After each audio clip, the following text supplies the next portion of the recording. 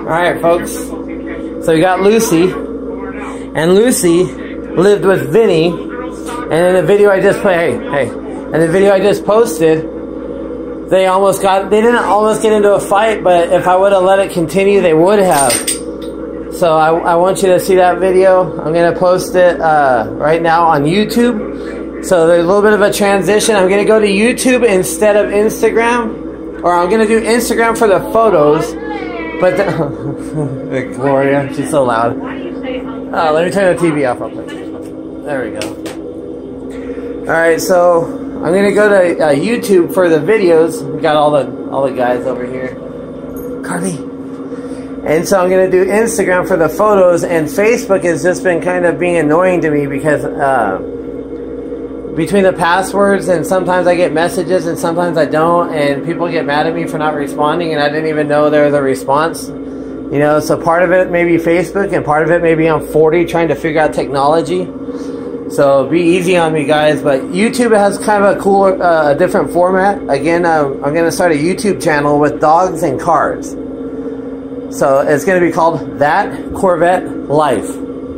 That Corvette Life on YouTube. If you subscribe to there, you'll be seeing the videos of all the different dogs coming in and out of here. We just got Lucy today. We got the dog that she used to live with about a week ago. And so we got Colden over here. And then we got Mondo over here. And then over in the corner, we have Mona.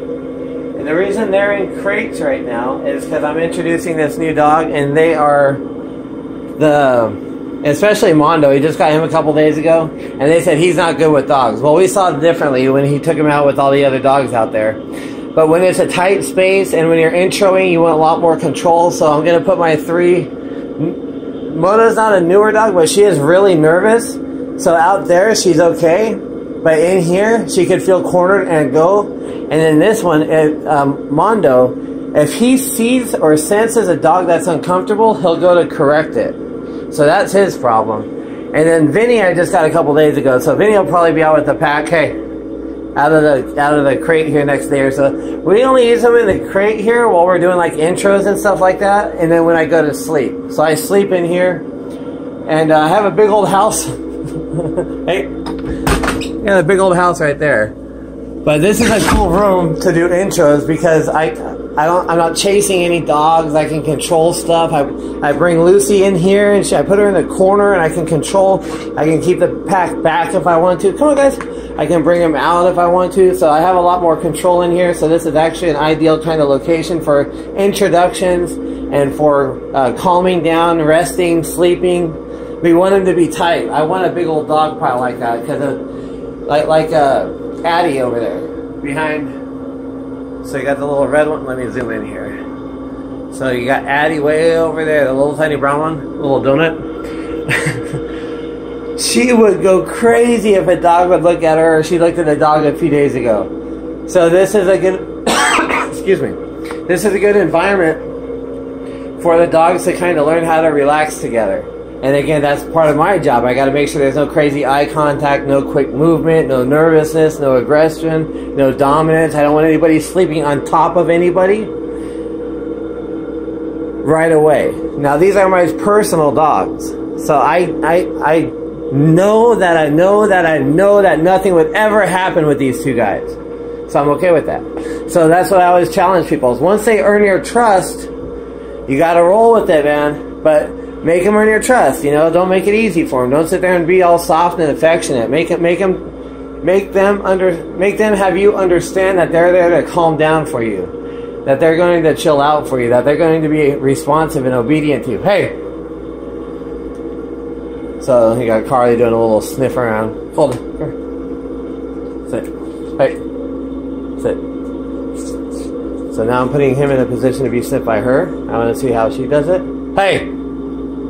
So see, she kept sniffing for an extended period of time, then Colden actually turned around, right?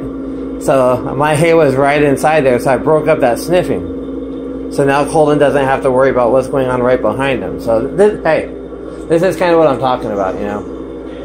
So anyway, guys, again, the YouTube channel, That Corvette Life. That Corvette Life. So follow, or so on YouTube, I think it's called subscribe. You don't have to do a subscription. You just click the button, and then that'll let you know when I come out with videos. Or you could follow my name, or however you want to do it. It's kind of like Facebook or Instagram, but I think the format's better as far as maybe answering questions or starting to do like a YouTube live kind of situation. And then also on Instagram, it cuts the videos off at 1 minute, and I always have more to say than 1 minute. We're at 5.5 minutes right now, so anyway, guys, if you want to make that transition with me and hop onto YouTube, That Corvette Life, just type it in and you'll see something to do with either Corvettes or or the dogs, and then so you can go ahead and find me that way. And so the next week or so, I'm probably gonna step away from Facebook, and Instagram will probably be for pictures, right? Because sometimes you'll see something like this and I'll be like, oh, that's a cool picture. Or the other day, there's like 4 dogs in a circle, and then Red Bull was asleep upside down with his nose like up in the air, and it has a cool little picture. So pictures will probably still go on Instagram, but videos will go on my YouTube channel, which is That Corvette Life. And so if you want to make the transition to follow over, that'd be amazing. It'd be awesome. And we seem to be getting new dogs coming in and coming out. So we got the twins here. We got those a couple days ago. We're going to have those until the 4th, I believe. We have Mondo. We got him a couple days ago. We're going to have him until, like, I think the 5th and the 6th.